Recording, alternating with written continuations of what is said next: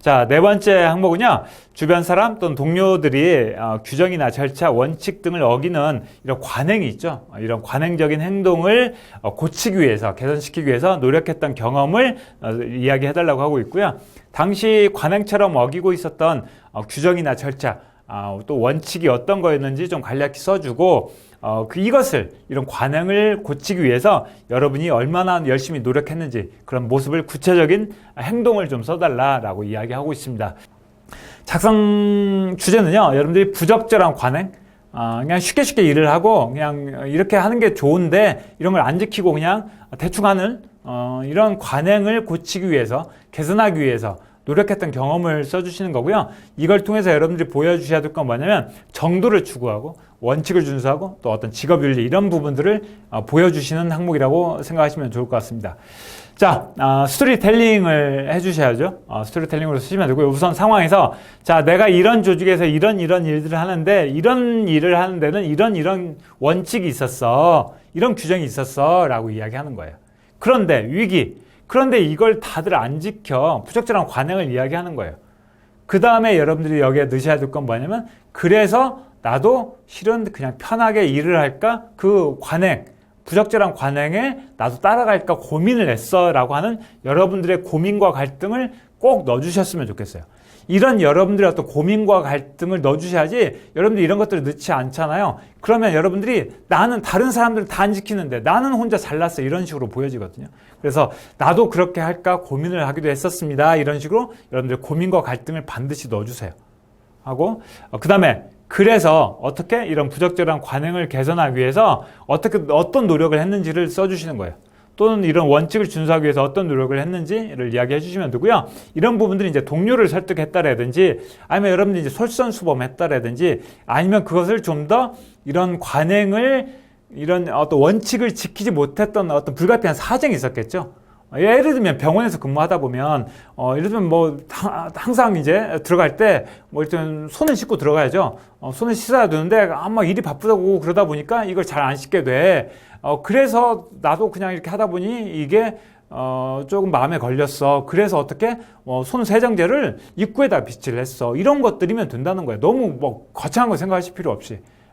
그래서 그래서 동료를 설득하고 이렇게 솔선수범을 했거나 아니면 그런 제도를 이런 원칙이나 규정 어떤 절차를 잘 지킬 수 있도록 뭔가 시스템을 이렇게 바꿨어. 이런 이야기를 써주시는 거예요. 그랬더니 관행이 개선이 됐고 조직에 어떤 변화가 있었고 규정이나 절차 원칙이 잘 정착이 됐어. 이런 이야기로 마무리해 주시면 될 것 같아요. 자, 이건 이제 여러분들이 직장 인턴, 조별 과제, 실습, 학교 시험 등 어떤 조직 활동 경험들을 다 써주시면 좋을 것 같고요. 여러분들이 만약에 이런 것들 이제 쓰기 좋은 거는 설문조사 하는 것들 있죠. 학교에 다닐 때 설문조사를 했다라든지 아니면 시험 이런 준비를 했다라든지 학교 시험 주제 어떤 학교 시험을 아니면 어떤 프로젝트를 통해서 학교에서 조별 과제를 통해서 뭔가를 만들어내야 되는데 독창적으로 만들어내야 되는데 대부분 어떻게 해요? 300과 100기잖아요. 그러니까 그런 것들을 써주시면 된다는 거예요. 너무 어렵게 생각하지 마시고. 자, 우선 착안하셔야 될 점은요.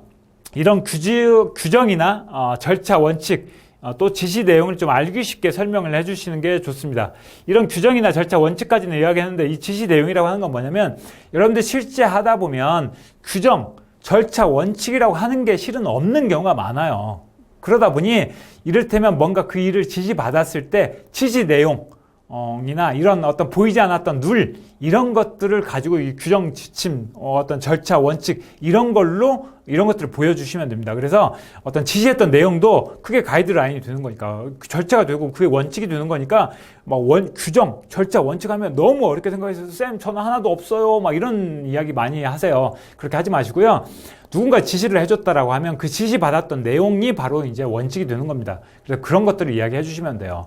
그래서 여러분들이 예를 들면 카페에서 알바했었을 때 그런 거 많지 않습니까? 손님 반드시 뭘 넣어야 된다 이런 것들이 있었을 거예요. 아르바이트 했던 경험이 있으시면. 그러니까 그런 게 원칙이었다는 거예요. 그런데 대부분 컵을 씻어야 되는데 컵을 그냥 한 번만 씻고 말았어. 이런 것들을 좀 이야기해 주시면 돼요. 그러니까 너무 어렵게 생각하지 마시고요. 그래서 그런 지시했던 내용들 이런 것들을 가지고 이런 원칙으로 활용하시면 좋을 것 같고요. 그 다음에 여러분들이 이런 잘못된 관행에 대한 여러분들의 어떤 고민, 생각을 좀 솔직하게 나도 실은 그럴까 했어 라고 하면 이런 여러분들의 어떤 고민과 갈등을 꼭 이야기해 주세요. 그런 부분들을 보여주시는 게 좋고요. 그 다음에 이제 여러분들이 관행을 개선하기 위해서 설득을 하거나 또는 솔선수범했던 내용들을 어떻게 했는지 그런 모습들이 좀 보여질 수 있도록 구체적으로 써주시면 될 것 같아요. 근데 이제 주의하셔야 될 건 이런 항목들은 정말 주의하셔야 될 게 뭐냐면 다른 동료들을 비난하거나 나 혼자 잘났어 이런 식으로 비추어지지 않도록 좀 조심하셔야 돼요.